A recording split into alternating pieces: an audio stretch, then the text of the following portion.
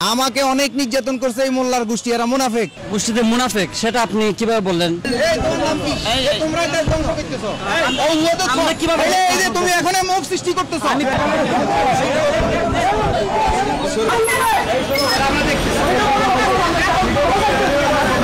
মরণকালে ডোলবাসী বাজাবো কেন?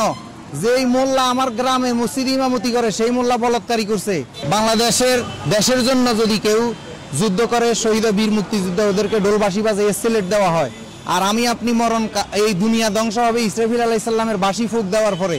কোরআন তেলাওয়াত করে নামাজ রোজা করে ধ্বংস হবে না, একটা বাঁশির মধ্যে ফুঁক দিয়ে। তো ওই কিয়ামতের কোন দিন হবে সেই বাঁশি আমার ভাগ্যে নাই।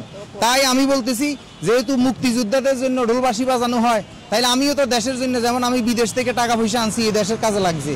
আমি প্রত্যেক বছরে ব্যাট দিচ্ছি সরকারকে।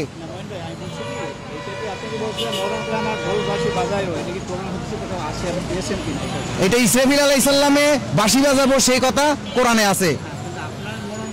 আমরা ব্যক্তি যদি মারা যায় তখন কি আমাদের ঢোল তবলা বাঁশি বাজানোর কোনো বিধান কোরআন হাদিসে আছে কিনা? এটা হাদিসে সেই বিধান নাই। আমরা ঢোলের তালে তালে আমরা আল্লাহু আল্লাহু জিকির করি, ওই জিকিরের তালে তালে আমাদেরকে দাফন করা হয়।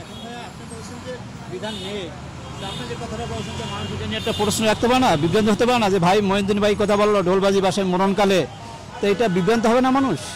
মানুষ বিভ্রান্ত হবে এই কারণে, মানুষের ভুল ব্যাখ্যার কারণে। যেমন মোবাইল আগে ছিল না, এখন মোবাইল চালান। এখন বর্তমান যুগ, এই যে মুক্তিযোদ্ধাদেরকে ডোলবাসী, আগে কি মুক্তিযুদ্ধ হয়েছে?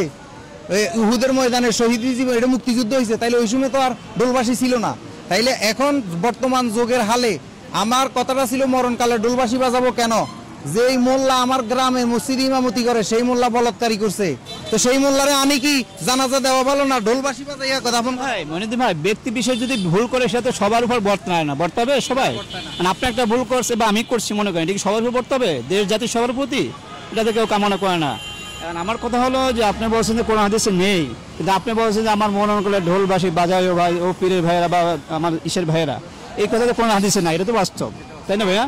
তো এই কথাটা কি আপনার সংশোধন করা উচিত কিনা, আপনি কি মনে করেন? না, এটা আমার জন্য প্রযোজ্য। আমি যেহেতু বলছি আমি মরার পরে আমার মরণকালে ডোলবাসী বাজাবে, এটা আমার জন্য প্রযোজ্য, আপনাদের কারোর জন্য প্রযোজ্য না। কেন বলছি? আমাকে অনেক নির্যাতন করছে এই মোল্লার গোষ্ঠী, এরা মুনাফিক। তাইলে এরা কেন আমার জানাজায় আসবে? আমার জানাজায় আমার পাগলরা ডোলবাসী বাজায় আমাকে দাফন করবে। আর না পারলে নাই। কিন্তু আমি বলি গেছি, আমার ওসিয়ত রেখে গেছি, যদি ক্ষমতা থাকে তাইলে করবে, আর নাইলে করবে না। আচ্ছা, মোল্লার গোষ্ঠীতে মুনাফিক সেটা আপনি কিভাবে বললেন? এটা বলছি, আমার বাড়িতে যখন হামলা করে ভিডিও ফুটেজ আছে, এরা মাইকে বলতেছে একটা ফাতাও কেউ, গোলাম মঈনুদ্দিনের বাড়ির একটা ফাতাও কেউ ধরবেন না। অথচ মাইকে বলতেছে, কিন্তু মিডিয়ার সামনে 10-20 জন হুজুর বলতেছে, অথচ ভিতর দিয়ে আমার বাড়ির ভদনা পর্যন্ত লুট করে নিয়ে গেছে। ভিতর দিয়ে যে আপনার বাড়ির এগুলো সব নষ্ট করে ফেলছে, এর কোনো প্রমাণ আছে? হ্যাঁ, প্রমাণ আছে, ভিডিও আছে। এইগুলো যে মোল্লারাই করছে সেটা কি প্রমাণ পাই করছেন? ওই ভিডিও আপনাদের আমাদেরকে দেখাতে হবে, আমরা তো এমন কোনো ভিডিও পাই নাই। আছে, আপনি শুধু নাঙ্গলকোটে 6টি মাজার হামলা লিখলে গুগলে আসবে। কোন মোল্লা করছে সেটা আমাদেরকে তো বলতে হবে।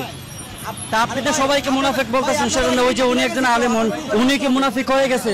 আচ্ছা, আমাকে বলেন। আচ্ছা,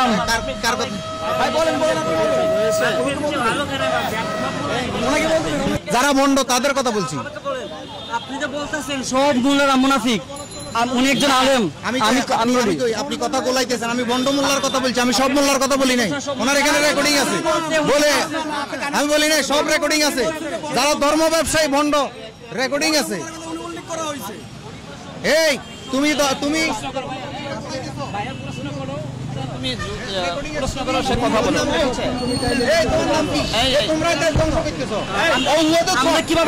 তুমি এখন মুখ সৃষ্টি করতেছো।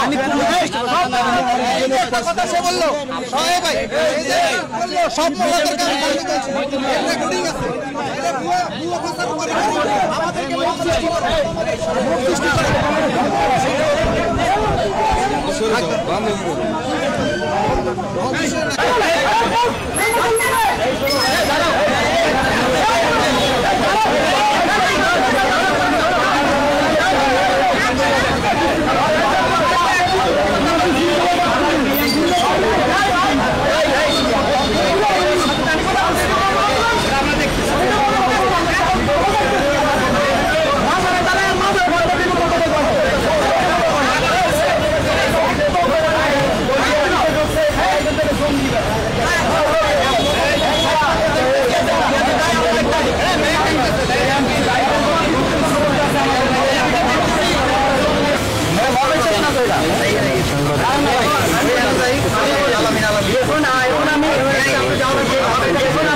কাউন্টারের নিচে বেঁধে গেছি, কাউন্টারের নিচে আমি বেঁধে গেছি।